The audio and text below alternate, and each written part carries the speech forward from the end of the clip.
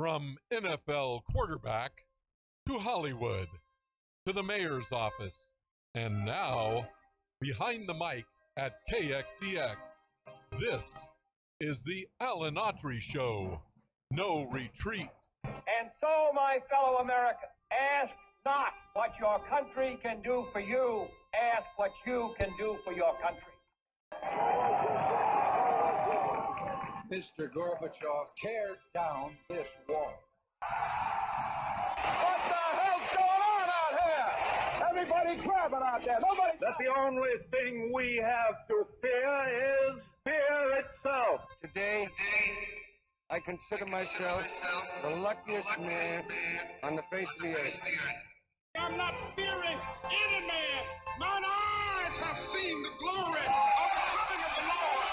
So, 5 seconds left in the game. Do you believe in miracles? Yes! Unbelievable. Free at last! Free at last!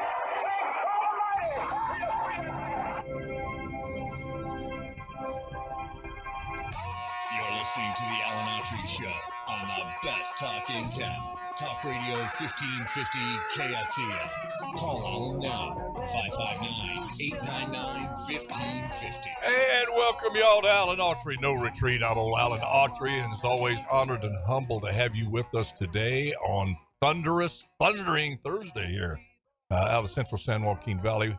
So honored to have with me today, and a lot of days, and I'm just so blessed when I do have him, is Guillermo Moreno. Sorrento-lot. I'm the one that's blessed. Well, yeah, we get to work with our illustrious producer there. He does such a great job. The human octopus. He's got more hands going, pushing buttons and saving our butts left and right. Jeremy, thank you for all that you do. We don't thank you enough.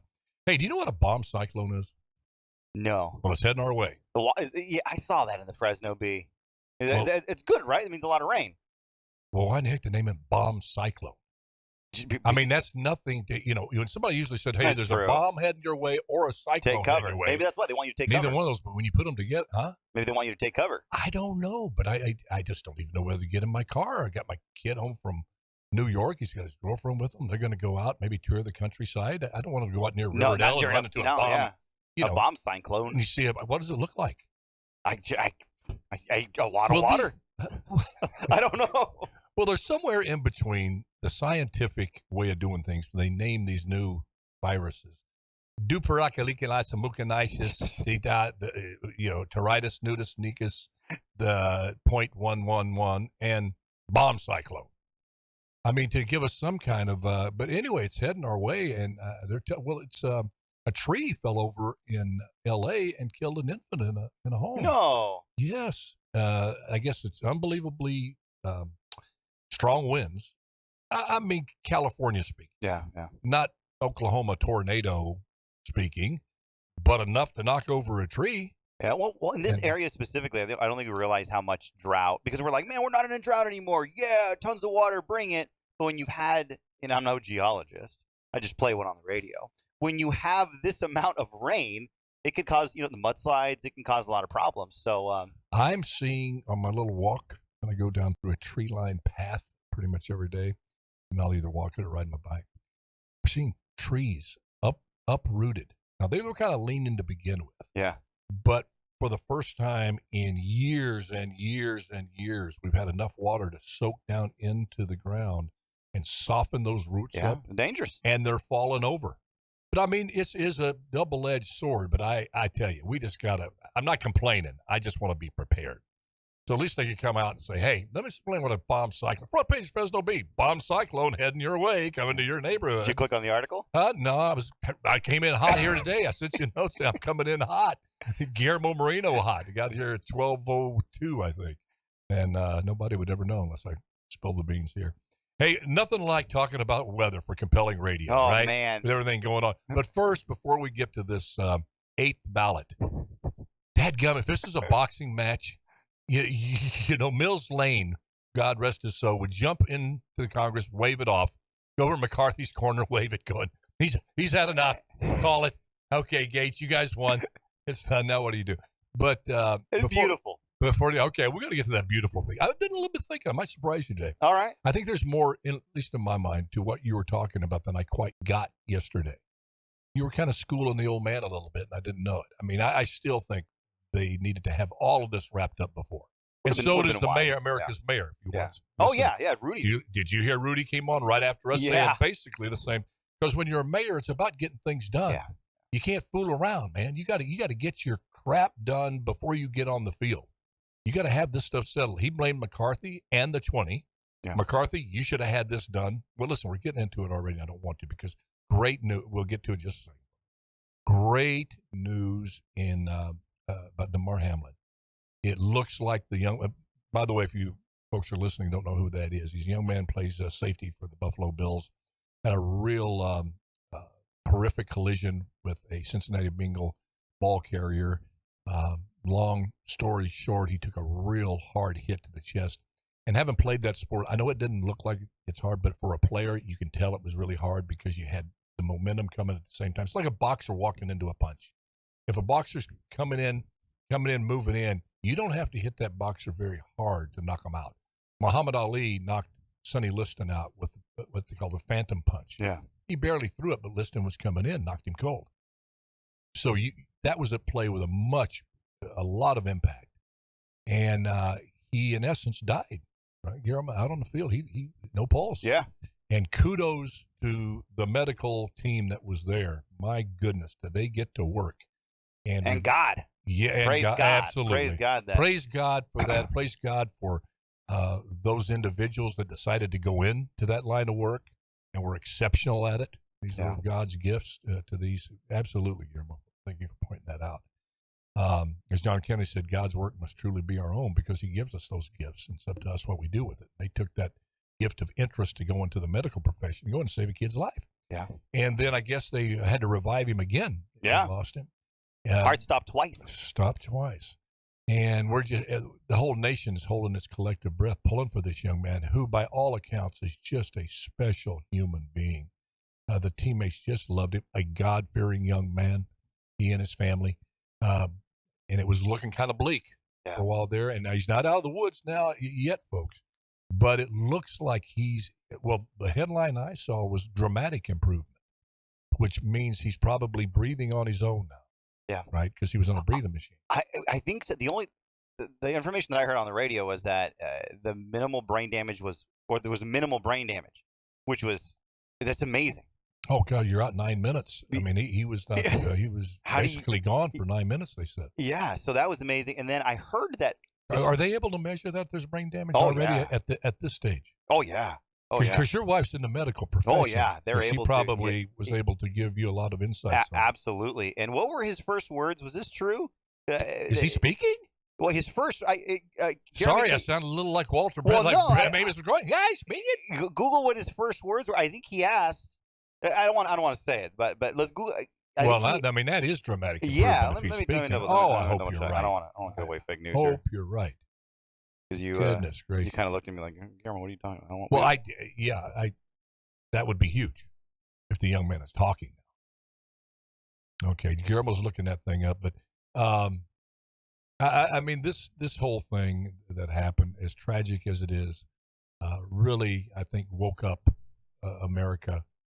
We love our sports, and I'm not for shutting down football. I mean, goodness gracious, can the people on The View please find one incident, one issue in life that you're not willing to try to exploit and self-serve you and your show and take a jab at conservatives? Joey Behar on that show running down how conservatives are more likely to like football and support not banning football. She reads this from this survey and then looks up and says, well, there you have it.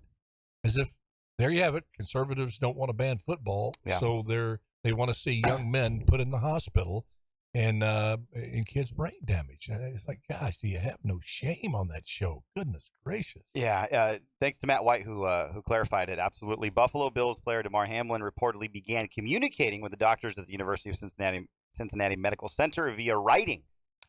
His first question was, did I tackle him? Close.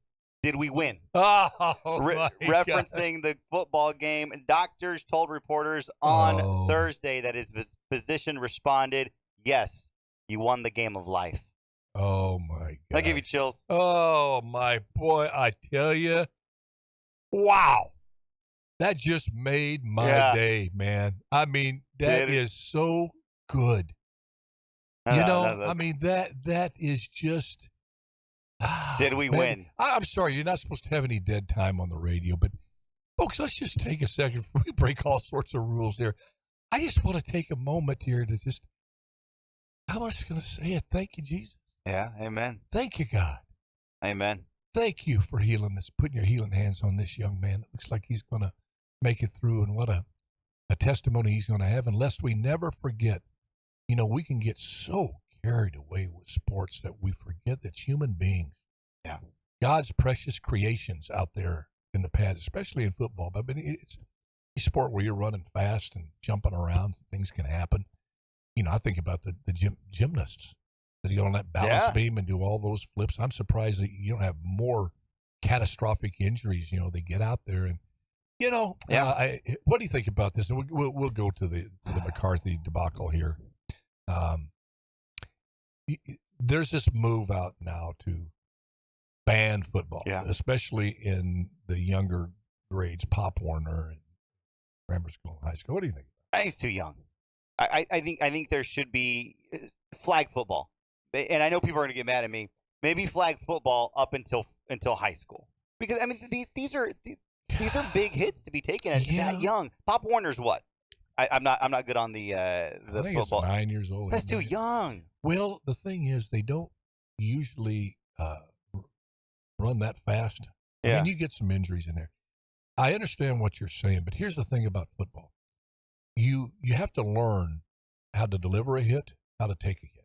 Yeah. That takes time. That takes practice. And you can hit a sled, you can hit the pads. And little interesting side note, I think, is Pete Carroll was teaching the shoulder tackle, not leading with the head way before he was mandated, the league was mandated to coach that. It's actually a better way to tackle and not sticking your head in there. But learning that technique with your shoulder, there's only so much you can learn with the pads. You got to get into a real game or at least a live scrimmage to learn how to do that. If my worry about what you're saying, because I think what you're saying has a lot of merit, except if you're going to start playing tackle football in high school, you need to have been taught the basics of tackling early on. You start as a freshman and teach that, you could wind up getting more people hurt because you don't have enough time. That makes sense to do that. It's like a baseball pitcher. If you're young in little league and want to be a pitcher, there's certain techniques they teach you to not blow your arm out. By the time, because a lot of these little leaguers back in the day, they had bad mechanics. Yeah. They would have, they were great in little league, but by the time they were in high school, their arms were shot. But they needed to learn to practice. They needed to throw, but learn how to throw correctly. And I think that's the same way with tackling and blocking. So it's you bring up a good point. I would go ahead and keep it as it is and make sure you can try to improve the techniques that you teach. And usually in Pop Warner, 90% of them are like, you'd see the same kind of contact as you'd see in the backyard with brothers playing with each other. I was going to say, but there's always probably less contact than brothers. Than brothers and sisters beating the what at each other. Yeah, but then there's always that kid that's like 9, 10 years old with the body of a 16-year-old that's out there, and you're saying to your kid, you see him, don't tackle him. Just fall to the ground. If it's between you and him and you're going to tackle him, and he's coming in, to score, you're the last line of defense. Let old dad show you how to come up with a mysterious hamstring pull. Right when you're going after, you get to save some face and you don't have to run into that locomotive. Because that's where, but then it's unfair to that kid who wants to play, who's built. I mean, can you imagine, Herschel Walker, Bo Jackson, when they were like 9 or 10, they were already extremely developed. And so that's the only issue there, I think, with is those unusual circumstances where you get the kid that develops early. And but this, I think, it's one of those things that you always have to do a balancing act, because sports are so important, I think, to the American fabric. It's a big part of this country, and I think it's a big part of individuals. Kids that do sports, I mean, they do better in school. They're more disciplined. I mean, it's something. Let me ask you this: why is football, pretty much the national pastime, so much more popular than, say, badminton and tennis? Well, let's settle down here. Tennis is a big sport in the Moreno household. Yes, but I mean, on the whole landscape of America, yeah, Wimbledon, people watch it. But do you think there's much money changing hands That's true, and bet on football, even over basketball? Basketball's an international sport, but here in America, it's no contest. What's the most popular? I mean, I turned on the NBA game. I couldn't sit through one quarter. You know why? And I had to say to myself, I'm peeling that onion on myself. I found myself going, look, they call a foul when you breathe on somebody. You can't drive the lane. Back in the day, you tried to drive the lane on the Chicago Bulls, and boy, you went down. Dennis Rodman, he nailed you. Now they have, flagrant fouls, and you get kicked out, and, you get beat up when you go. And I'm thinking to myself, I'm yearning for the days when you drove the lane and you got the crap knocked out of you. Yeah. What does that say about me? I mean, what's this about myself? We just like contact sports. I mean, there's a certain amount of aggression, and some would call it violence. I think that's it. You're right. Is in the DNA of the American fan. I think that's a good question. A lot of it. But why isn't boxing more popular than football? Well, because boxing is big all over the world. All over the world, but you're right. America does have a fascination with football, and maybe it's the media aspect of it. Maybe the media has really put the NFL on that pillar, and then recently, you have sports betting, and I think sports betting is just you got fantasy football. Oh yeah, you want to dehumanize the players even more. The guys, these guys get hurt, get their knees blown out, and you got these fantasy leagues going, oh, what's this? Come on, fantasy team. Yeah, I should have traded him when I could. I should have never drafted him. Instead of saying, the kid, I mean, I had that happen to me. I blew my knee out, and you're just, your whole trajectory in life changes.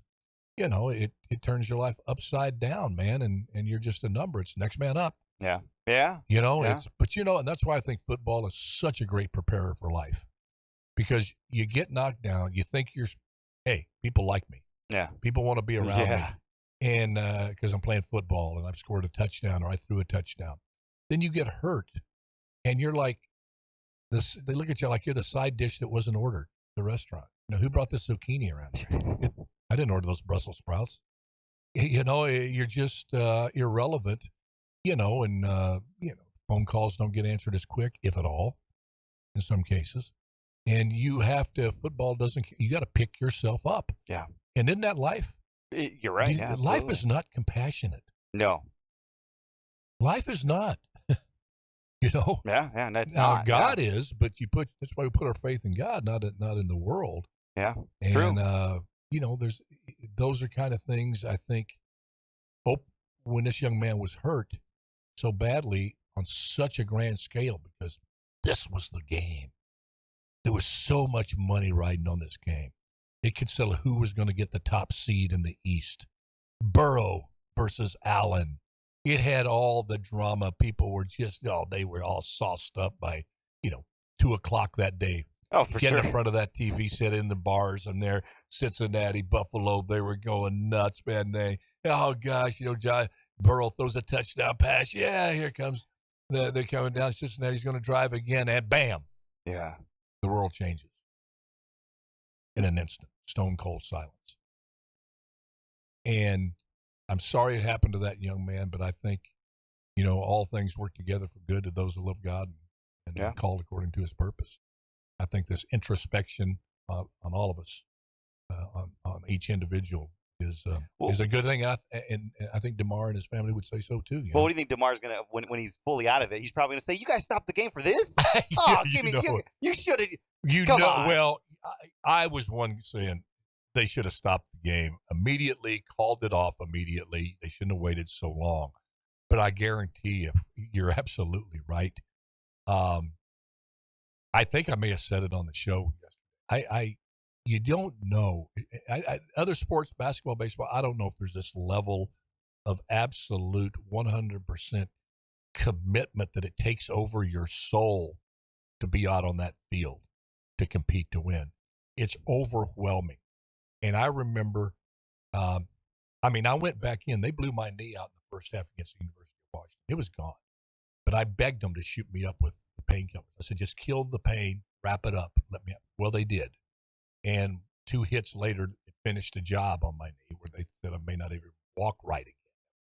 And I never thought 1 second about my health. And I think I speak sadly and disturbingly so for many football players. I will be bold enough to say the vast majority. When you're playing in your 20s, you're especially at the pro level, you work so hard to get to that dream. And they tell you, okay, I'm going to put you in, but you got a 50-50 chance of getting killed out there. My first question would be, I'm not going to say, I'd say 50-50. Are you sure? Let's flip a coin. I'm out there. Yeah. I would have went out. Now I wouldn't. When I was out of the league for 2 or 3 years, making movies and look back, I go, who is that guy? My gosh. I would have sacrificed everything. And you see guys, football players in their 50s, young men in the whole scheme of things. Yeah. They can't even lift their kids up. Their little 3-year-old kid to give them a hug. They can't play a round of golf. They're just so beat up. And then you look and you dig a little deeper in here. I had a little bone to pick with the NFL. The NFL is the only sports league of basketball, baseball, football that doesn't have guaranteed contracts. Did not know that. Yeah. Huh. NBA, they get full guaranteed contracts. You can get full guaranteed contracts in Major League Baseball. Even some of the top players now, Brady, maybe he's got something there. Most of them, you have to get 3 years. Just think about that, 3 years to get a vested pension. Most of the players don't make it 3 years. Wow. Well, I made it 2.5 and I cut. Oh. Well, but they don't guarantee you. So the NFL doesn't have that much money, I guess. Yeah, I tipped the hat to the Buffalo Bills. They came out and said, look, I don't know. He has not played, I believe, those full 3 years. I think this is his 3rd year, but he hadn't completed it. Oh. You have to have it completed full 3 years. So he most likely will never play. I don't want to say that. There's a chance that he may never play again. But the Bills have come up and said, we're going to honor his contract. Amen. We're going to honor pension. The whole thing? The whole thing. Praise God. And his pension. Whatever this kid needs, we're going to be there for him. Well, I hope out of this tragedy, knowing this, the character of this young man, if this is the start of making contracts on this violent sport guaranteed, I'm all for it. Yeah. And I only will take a break and come back. Start the McCarthy thing. Good luck trying to keep him off the field. If he can walk, breathe, he's going to want to get back on there. Yeah, exactly. And just one side note here. I'm a loyal person. I believe in loyalty. I love it when a player stays with another team out of loyalty. But the NFL and the owners, give me a break. You think they're loyal to you, the player? It's a one-way street. Just ask Derek. You're absolutely right. They will cut you in a heartbeat if it's in the best financial interest of the team. There is no loyalty. So when you boo these players who leave during free agency to try to get the best position for themselves, knowing they're one hit away from being disabled forever, just give it a little. Would that team have stood by them? Like there is no such thing as loyalty. Yeah. In the National Football League. There's not. Hey, can we keep it on the football topic for another minute? Yeah. I want to pick your brain here. So the not much to pick there. So you've had better luck picking cotton than picking my brain. The Bulldogs. I was at the Jimmy Kimmel Bowl, and I saw the Jimmy Kimmel. I saw. That's when you made it. Did he pay to get his name on that? He had to. The network probably. They did some, and he said it's a good tax write-off for him, so he doesn't care. Is that what he said? Yeah, he did. He must have put some money in. He did. So our mayor and Tyler Maxwell. Did you hear about this? So they're going to put together. They put together a press release saying, I think I know where you're going with this. Mayor Jerry Dyer and Councilmember Tyler Maxwell will introduce a resolution urging Fresno State's admission into a Power 5 conference. Well, if that doesn't get it done, what will? It ain't gonna happen. It ain't gonna happen. But hold on. So some of the Twitter responses. So they're saying I'm urging them to do it. Some of the Twitter responses are great. Some guy, some 801 original tweeted, "I'm urging Scarlett Johansson to go out with me." No, it gets better. It gets better. Another guy, Aaron Oster, said, "I'm urging the lottery to give me a winning jackpot ticket." You gotta love Twitter, man. I mean, you know, you talking this? I know them both. I love Mayor. I love Tyler Maxwell. Some good people, but sometimes you can get an inflated notion so far out to think that they'll be as influential as a gnat on a bison's butt. Here's two little politicians out of Fresno, out of city council there, going, "We support Fresno State Bulldogs joining the Pac-12." Hey, certain things you need to have a coalition. Don't go stand alone. This would be one of them. Now, if they went out and got a bunch of the school president and the farmers and some celebrities, get you up there. Get some folks from Fresno. You up there. Go get Audra McDonald. She's a big fan. You make this big announcement, but you don't get up there, the two of you, going, "We strongly urge the Pac-12 to take Fresno State into the Pac-12. We've thought long and hard about this." It's mind-boggling. But hey, you know what? You gotta value their efforts. Yeah, I urge Tulsa King to give me a new series. Forget Stallone, spin me off. I'm urging. I don't mean to put. I love them both. They're good, really good people, man. Those are some funny tweets. That was, I'm urging Scarlett Johansson to go out with me. Gosh. All right, we're going to take a break. Boy, I tell you, McCarthy's finding it hard to get those 20 to go out with him. Yeah, no kidding. I'm urging them. Would you go out to dinner with me? No. Please, Matt, can you get the other 20? No. Don't call us. We'll call you. But the problem is McCarthy probably want to take them to Domino's. Yeah, probably. Yeah, and have Gates pick up the bill. Terry Sladek, a la Terry Sladek. Folks, we'll be right back. This is Alan Autry, No Retreat, with my good friend Guillermo Moreno. Don't miss his show. Are you going to be on at 4 today? Yes. Are you going to be live? You're going to be on at 4. Okay. Semi-live. All right, we'll be right back. Don't go away.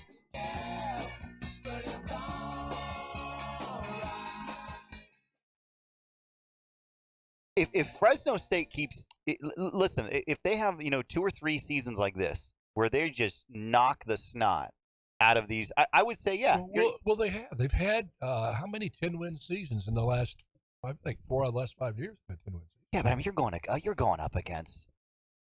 Think about it. Are you scared really of Arizona State? Nah. Are you scared of Colorado, even with Neon Dion there? No. Okay. Are you scared of?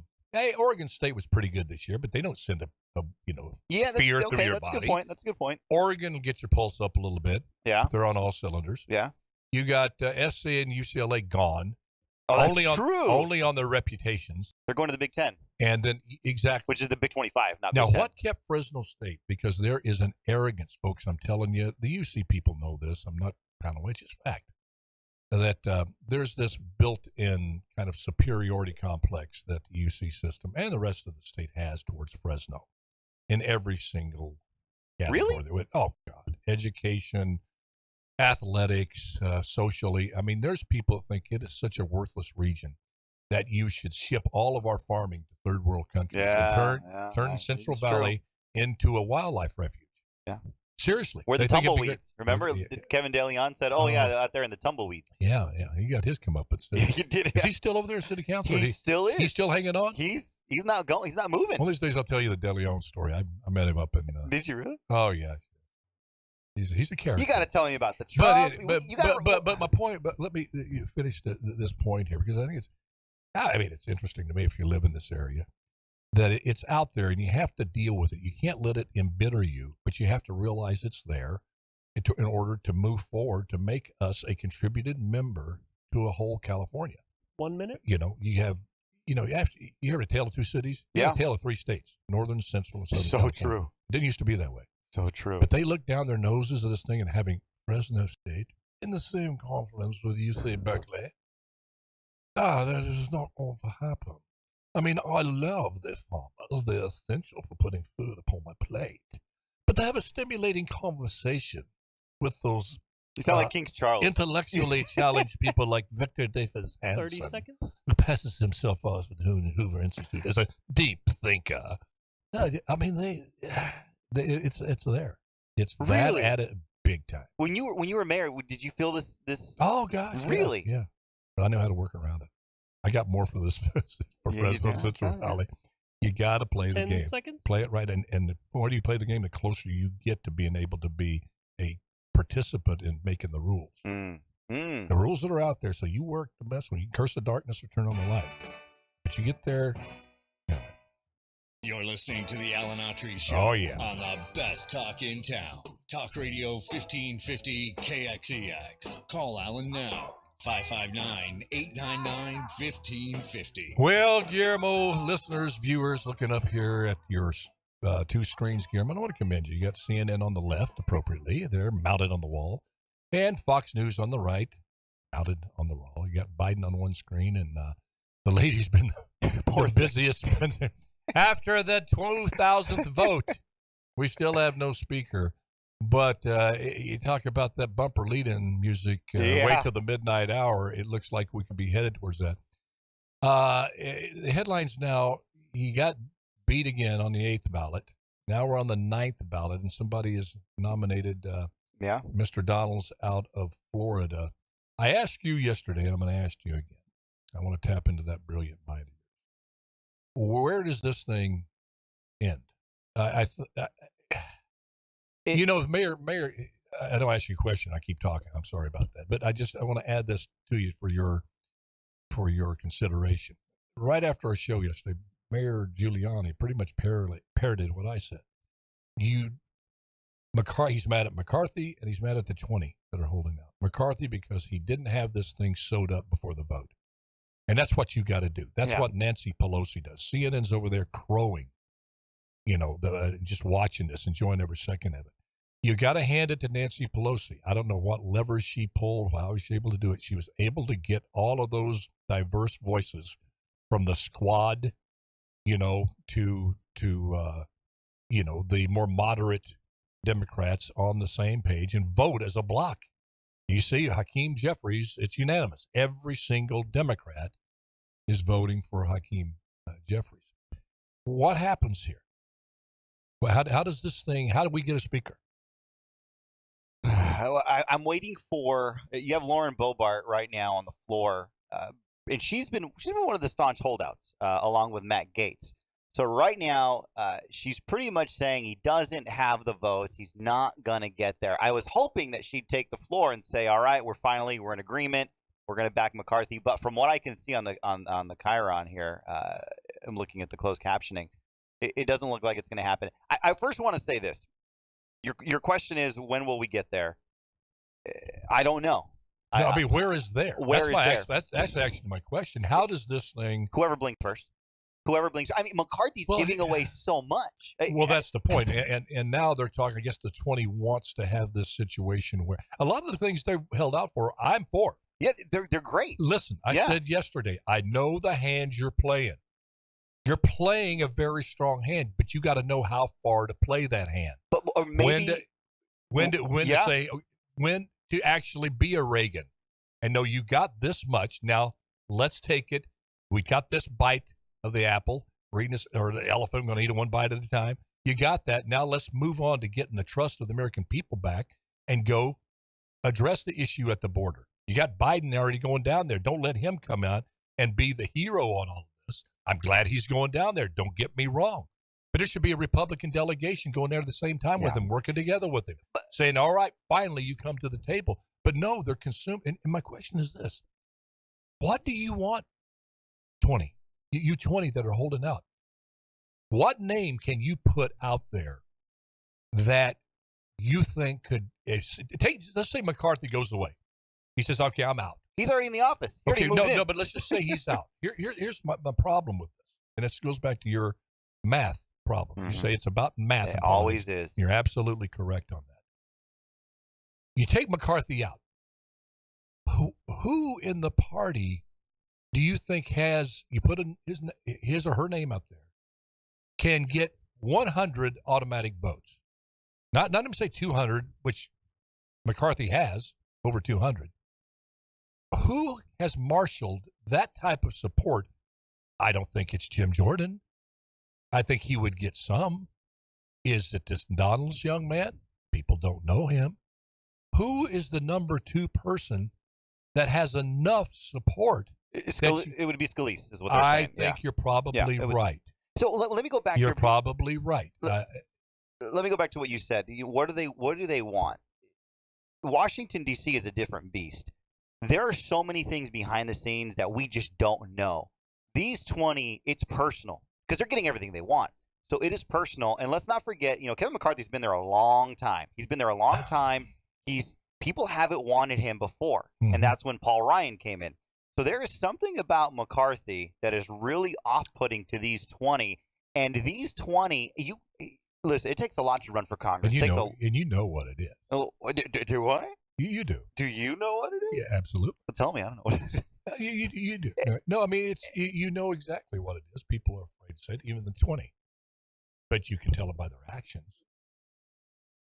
Kevin McCarthy, I know Kevin. He and I kind of came into office right around the same time. And automatically, Kevin knew how to play the game. The old Washington game. He quickly endeared himself to Bill Thomas, who at that time was probably one of the most powerful, if not the most powerful Republican out there outside of the president, Bush. It was Bill Thomas. He was the head of the Ways and Means Committee. That's a powerful committee. Oh, yeah. So he took a liking to Kevin. Thomas met with me whenever I wanted to. Great brain to tap into. But he took a liking to Kevin, and Kevin knew what, horse he was hitching his wagon to, that he could get from point A to point B and get committee assignments real quick for a freshman congressman. And he was that blonde hair was flowing, good-looking young man, great talker, a trained debater. Remember Steve Samuelian? Yes, I do, yeah. He and Steve, they kind of went to the same schools. He could speak very well, very smooth. They learn those techniques. When you see a politician, I know right then, I don't listen. When they're emphasizing a point, they'll take their thumb and do this because they've been taught, don't point at people, but take your thumb to emphasize. We must control the border. We must have more spending. They put that little thumb up there. Well, Kevin learned to put the thumb up there. He learned all the ways and means of endearing yourself. Good-looking guy, energetic, work with the other side, but always making sure that you knew that his conservative credentials were unshakable, that sort of thing. Well, he proceeded to move up the ladder, year by year, playing the game. Okay, rising on up. I think the majority whip, finally the majority whip. So he played the game and was successful in climbing the ladder. Number one, that is not appealing to the 20. A lot of people out there, they don't like that. That if you're in, because you're the epitome, you've emerged from the swamp, so you're a creature from the swamp. Mm-hmm. You're trying to tell me you're a different creature, but that's what raised you. Yeah. You're a baby political monster from the swamp. You look different, but you look like you're a nice little catfish, but you're actually a crocodile that hates, individual rights. You're a socialist, and that's how they look at it. So they hate that. And the fact that he is from California, there is an anti-California mindset. And in some, I would say it's almost a complex. If you're from California and you say you're a Republican, they automatically say, yeah, you're a Republican, but you're a rhino. Why?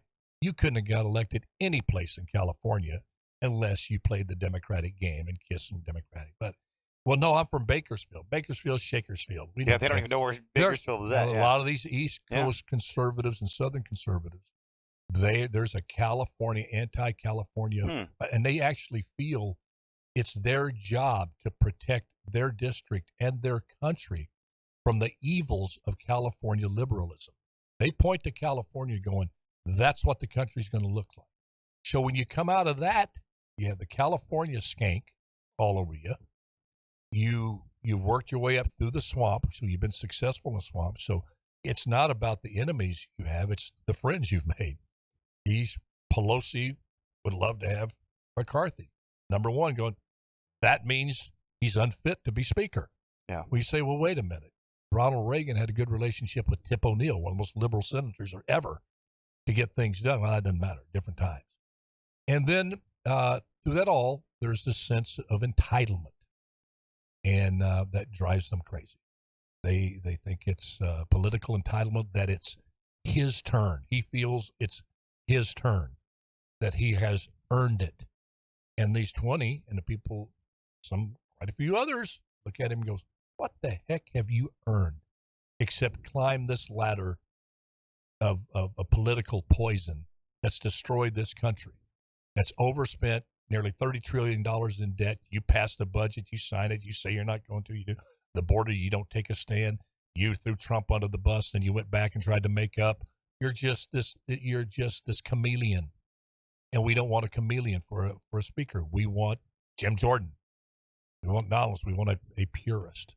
So how deep are they dug in on that?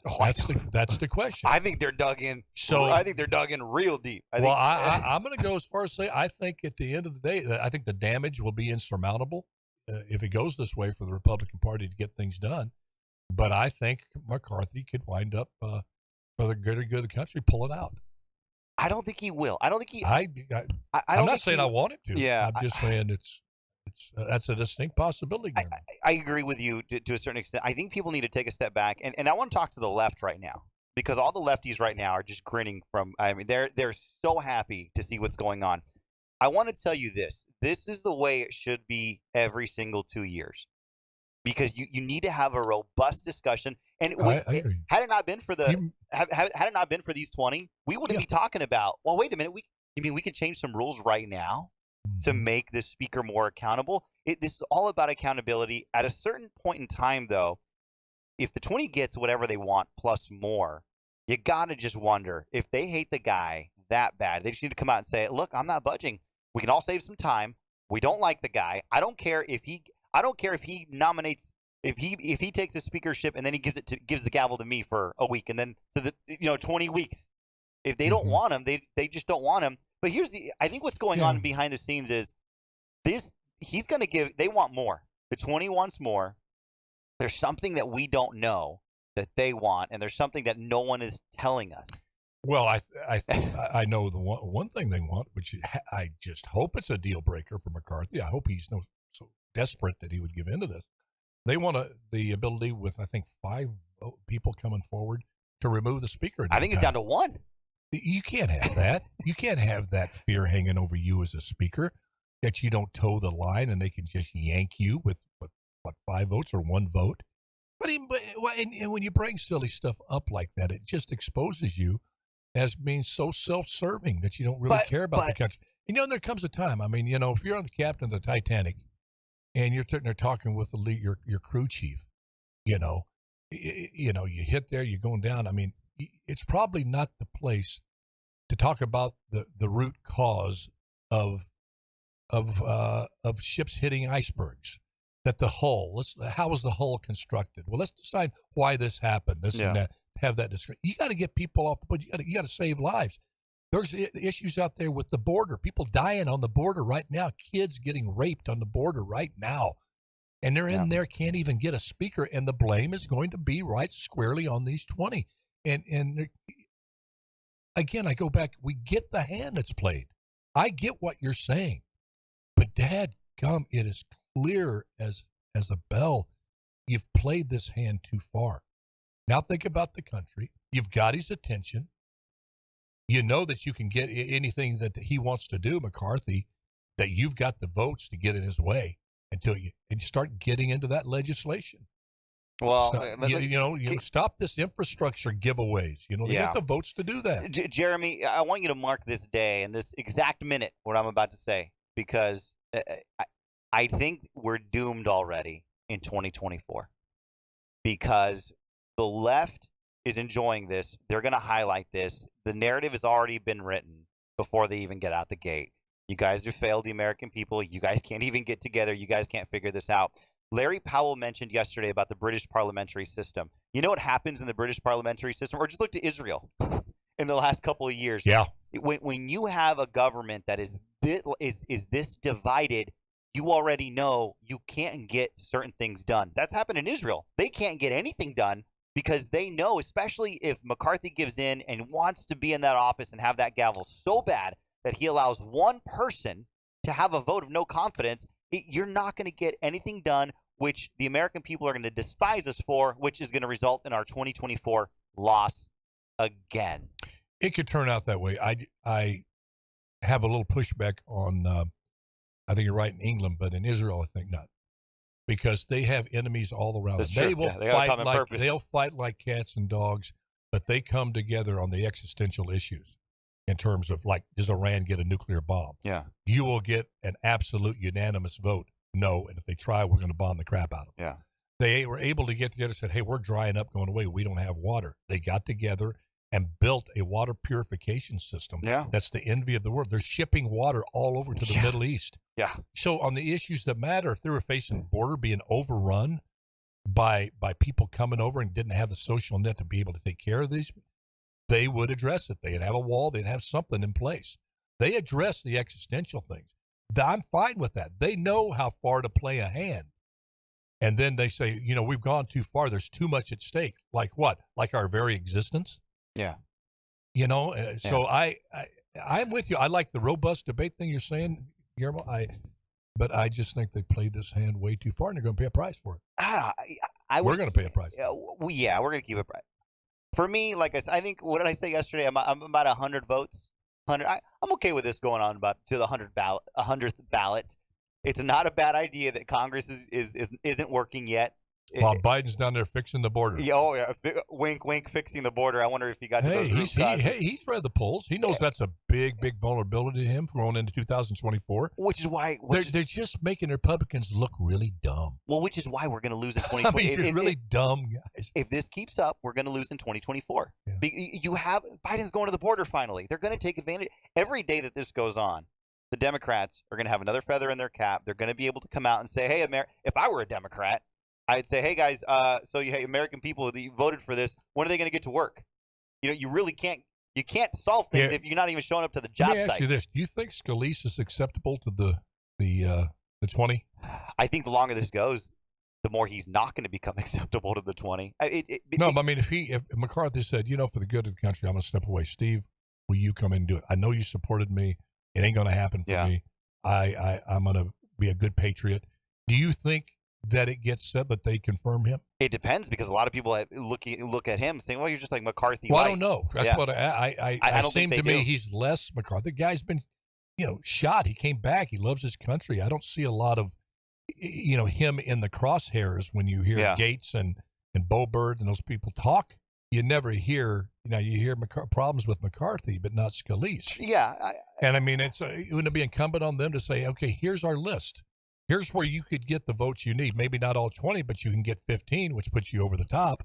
If I were McCarthy, I'd go straight to the other aisle. I'd start talking to Democrats, and I'd start saying, hey, look, what do you want? If I can't deal with my own party, I'll go, because that's what America wants to see. They want to see I said this yesterday. It would be such a great picture. McCarthy, go to the other. What if you went up to Jim Costa? I think they want divided government. They want checks and balances. And they wanted the Republicans to stick together. Hey, but if it's not working, it's not working out. But the margin with the Republican majority is just about the same as Nancy Pelosi had. True. How in the world was she able to get keep all of her troops in line? And I heard it last night on CNN. Anderson Cooper said because people were afraid of her. She had fear. She used the fear factor. Now, is that a way to do things? I don't think so. I think there's a way. I don't think Reagan used the fear factor. He was not a revengeful person. He sold people on the purity of the purpose, on patriotism, on loving your country. Yeah. And the opposition knew how powerful that was to the American people. They said, listen, if we don't jump on board on this, we're going to stick out like a sore thumb. We're going to be exposed as just a Reagan hater, because the vision is too strong. The willingness to work together too strong. And that's why Reagan was so strong that he won, 49 out of all 50 states, the biggest landslide ever in history by a 70-year-old conservative male, was able to put that together because he had a vision. He could get people to come into the vision. But again, like I said, Reagan would be looked at in the party now by the folks that are running the party, which is I hate to say further right. They're beyond that. It would be maybe George Bush. Bush is like reviled. You don't hear Bush mentioned in the Republican Party. Yeah. Every time you see him painting. Yeah, but I mean, he's not held up as here's one of the champion the conservative cause. No. Yet in that, if you look at it, you have a guy Reagan who raised taxes twice, declared amnesty.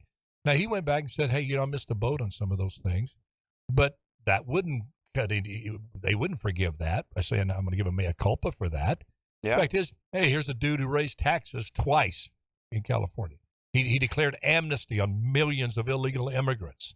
These guys are rhino. Oh, for sure. They'd probably call him Rhino Reagan. And that's why people need to do their homework and expose these people that, I tell you, it's going to take a very charismatic. I think you hit something. Scalise, I think he might be the guy. Well, yeah, but think out of the box, Kevin. Go get the vote somewhere else. They're not there in the 20. They're not going to do Go that. Go do it. There's no Democrats willing to do that. You think? There might not be. You're right. Yeah, who's going to do that? That'd be nice, a little fantasy, but hey, it's American. It's politics in America now. Anything can happen. Yeah. Hey, folks, thanks for tuning in. Thanks for viewing here on social media. God bless. Love you. Good Lord willing, creek don't rise. We'll see you tomorrow. And just remember, do your best and let God do the rest. It's going to turn out the way it's supposed to be. Bye-bye now.